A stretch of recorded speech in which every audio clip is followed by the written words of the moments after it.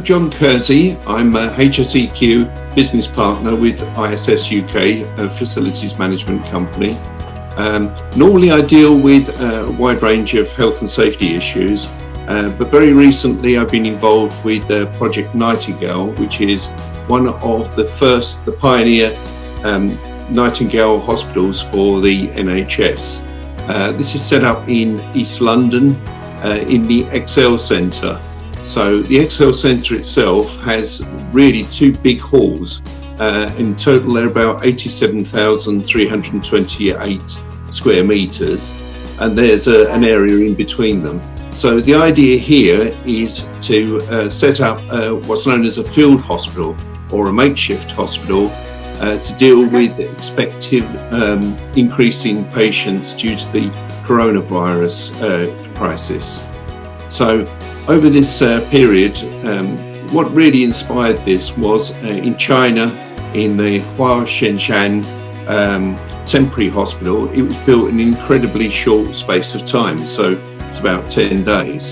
So the UK government, NHS, and also the armed forces have been doing some planning for quite a while. In fact, the country has been planning for a pandemic for an incredibly long time, actually.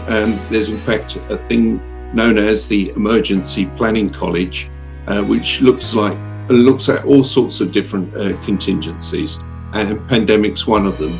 So the idea here was to set it up in a very quick space of time using fast-track techniques.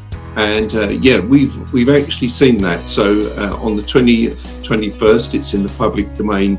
The Army and the National Health Service did some surveying of the Excel, and look how it can be used. And it's an ideal spot for that because exhibition centres have very flexible spaces. They have very flexible services. So, again, an ideal venue. As is known, it was opened by Prince Charles on the 3rd of April, and that was the official opening. So again, it's a really incredible project, and I'm very proud to be involved with it. And that it was done in 9 days, is an incredible feat. At the moment, there's about 500 beds actually available for use, and there's a further 500 to go. So it's done in steps. That's how it works. And then ultimately up to the 4,000 beds if they're needed. And these are in 80 wards. So the advantage for ISS as a company is that we have a very large floating facility right next to there. So those familiar with the Excel and those in the HSE community would know it very well because the Health and Safety Expo takes place there.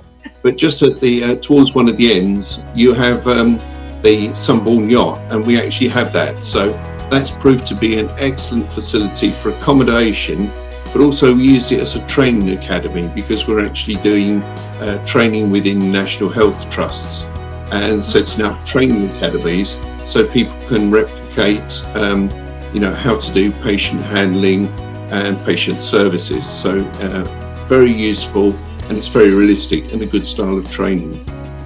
Fantastic. I mean, the size and scale of this operation, I think, is something that most of us probably just can't even comprehend. So I know there's a lot of collaboration going on this project. There's a lot of different companies involved. So how do you handle that from a safety perspective? How do you work with so many different people and so many different ideas? Yeah, well, that's interesting because we are not actually coordinating the different operations. That's done through companies like MACE and KPMG. On the clinical side. There's said to be over 160 contractors there, and they're probably growing now at the moment. Yeah, there's a lot of them, and it's nice to see so many different high vises with the logos on, so you do get a sense of collaboration. And even in the armed forces, you've got different regiments working together, so that's an interesting aspect as well.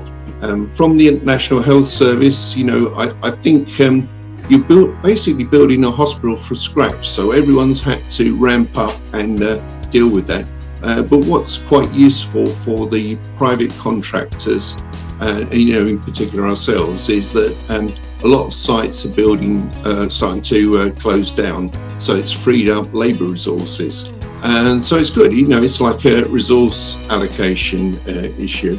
So and a great team spirit, because everyone wants it to succeed as they have. It's opened on the 3rd of April, and it was ready for use, and thankfully it's starting to have a slow burn start, which is great, really. Yeah, absolutely. I mean, the whole project I just think is massively inspirational. Like you said, the way that it's come together, the way everyone has worked together to get this done in such a short space of time. I mean, what do you think's been the most inspiring moment of it all for you? Oh, for me, I was there on the 24th of April, so that's like day 4, and we had a team set up. So we had our HSEQ manager for what we call Key Accounts 2. It's a guy called Joel Crompton, a very dynamic guy. In fact, last year he went up on stage and received the International Safety Award from Alistair Campbell for healthcare. So they won a sector award for that. And it's been great working with Joel, because we have really crossed paths in our normal work, but it's great. And in this case, I'm in a supporting role, so Joel's got very much in-depth knowledge on healthcare practice, so it's good to learn from a sector specialist, if you like, and support like that. But generally, it's seeing people really, really adapt to the task, go for the task. So once I saw it, I've seen Excel with a few bays open, as you do at the normal trade shows and exhibitions. Yeah. But it was really, really amazing to see all the partitions down and see it from one end to the other. So that's about 600 metres. But the thing that really zonked me at that point was to see there was a great expanse of vinyl floor. And so I thought straight off, although it's called in the press a field hospital, it actually looks like a proper hospital, as you see now that the photos are released. But yeah, it's seeing people work together and solve problems. And again, that's a fantastic thing.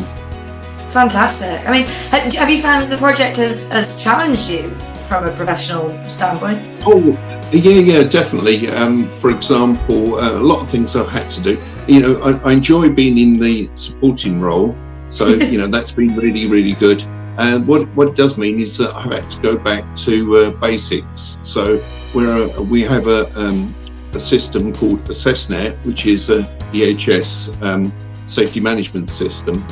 And normally there I'm just dealing with queries or helping people, if they've got high-level problems. So that's the kind of input I have. So it's been really good for me to go back to basics and actually do, risk assessments and method statements instead of helping people, with doing theirs. So, that's been good, and dealing with all sorts of problems like that.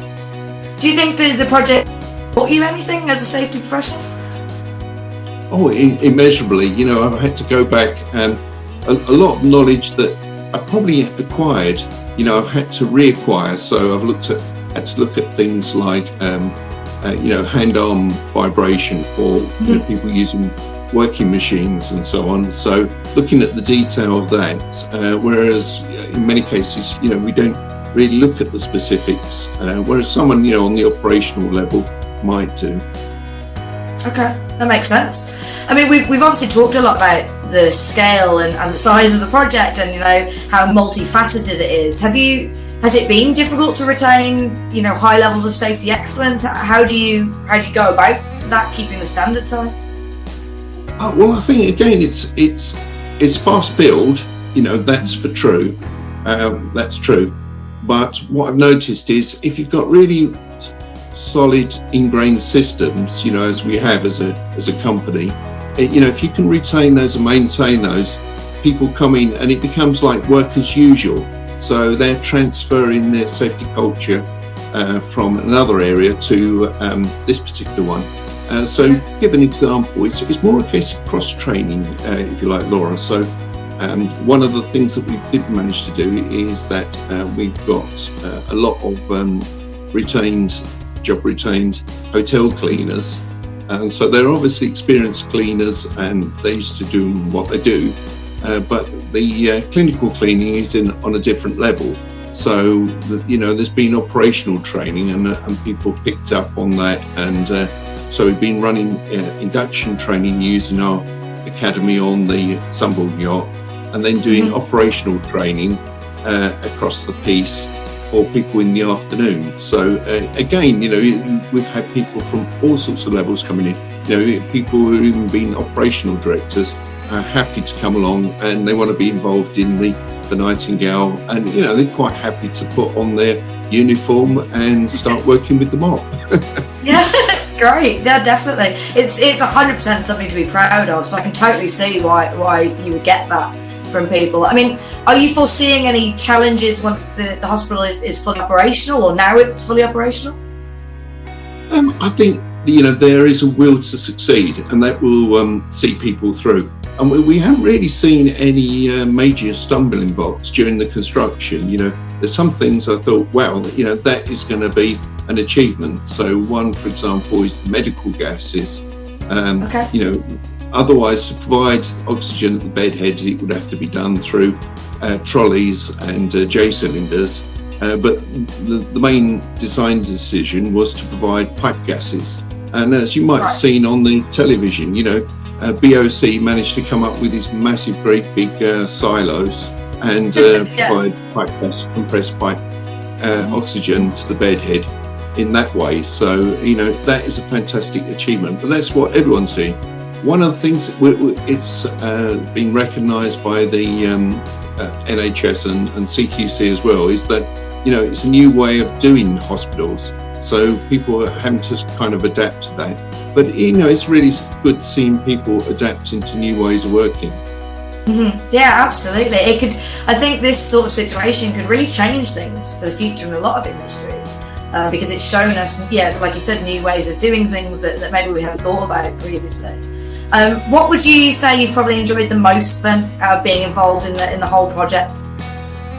Oh, for me, it's just seeing the experience, and what is very strange, I'm sure it's for other people there, that what was an exhibition space, see it become something else. But I think the reason why it's really touched a nerve with the country is that they can see that, we have achieved. So when the Chinese built their hospital, I think a lot of people, myself included, were sceptical that we could mirror that, that we could do that. And I think that's why there's a lot of public interest and certainly media interest in the Nightingale, because that happens, and it's not happening just in the building services, but right across the board, in the sort of area we're in, which is soft services. So providing cleaning, portering, pest control, help desk, and these sort of things as well. Fantastic. Well, then, just to wrap up, I suppose, a question from a personal level. I mean, I'm sure you're facing the same challenges a lot of us are. It's really, really different times at the moment. What's been getting you through? Well, yeah, in a way, and it doesn't really impact my attachment to the Nightingale. But my daughter actually and her boyfriend actually contracted COVID-19. Oh, wow. So that shows. Fortunately, they're both pulled through and they're great. We took them some shopping at the weekend, so they're now out of self-isolation. For me, it's dealing with it's a different time. It's a different, strange time, if you like, and I think really it gives us all an opportunity for change. So, for those that are in self-imposed isolation, whether it's working at home or being furloughed or, indeed being self-isolated from if they think that they've got symptoms, it's a chance for them to rethink, how do we go on from there? So for me, when I go into Nightingale, I've been listening a lot to the Talking Heads album. Great, yeah. Music. Yeah, and that's quite an old one. It's back in 1979, and I hadn't heard it for a while. But, just listening to the songs, they seem to speak to you about the times they are now. But also, perhaps it's the pulse beat in it. It also gets me sort of psyched up before going there. So yeah, it's a good thing. I'm there and I'm ready then. Fantastic. Well, look, John, thank you so much for joining us for this chat. It's been really, really interesting learning a bit more about it, and I'll go put on some talking heads. And thanks very much, Laura. Great to speak to you. No worries. Bye. Bye.